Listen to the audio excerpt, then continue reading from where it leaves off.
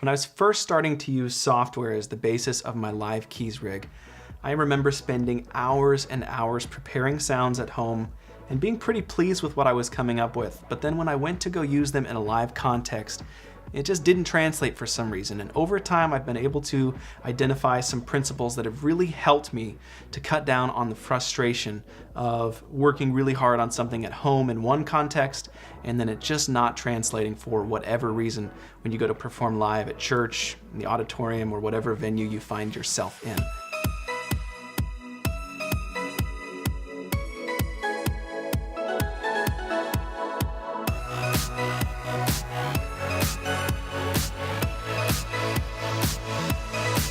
Hey everyone, David from Sunday Sounds here. This is video 1 in a series on building patches that sound great live. So in video 1 today, I want to talk about what I think is probably the very first question that you need to ask yourself and find an answer to when you start to work on building patches for a live context. And that word context is actually the key to saving yourself a bunch of time, headaches, and frustration as you begin to design these sounds. Context is everything. Now let me explain what I mean by this. You have to understand the space that's being given to you to fill in your particular band.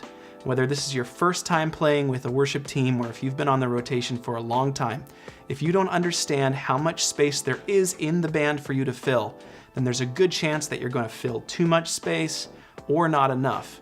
And that just means you're going to have to go back to the drawing board, probably start from scratch, and take a lot of time afterwards to get things dialed in right.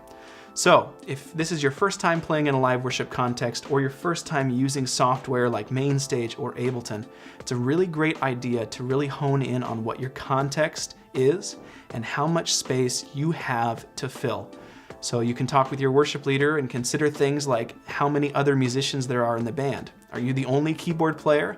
Are there 2 electric guitarists or just an acoustic guitarist and you?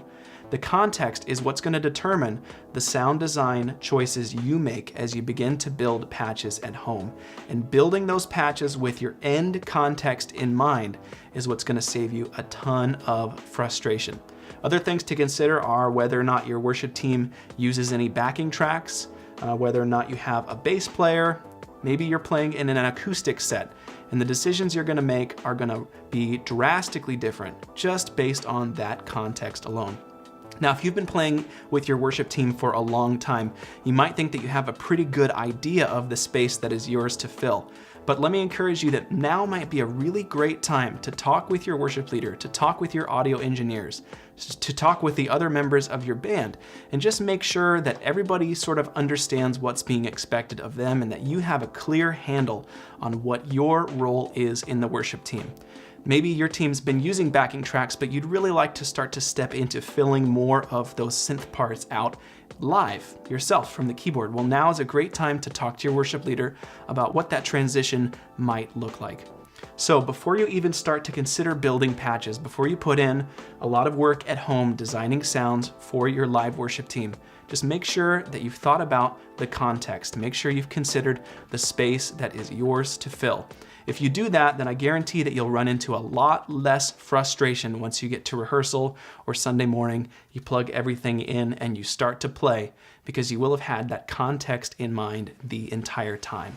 Now, in the next video in this series, I want to talk about the one thing that I really wish I would have gotten a handle on sooner as I started to design patches for my live worship band.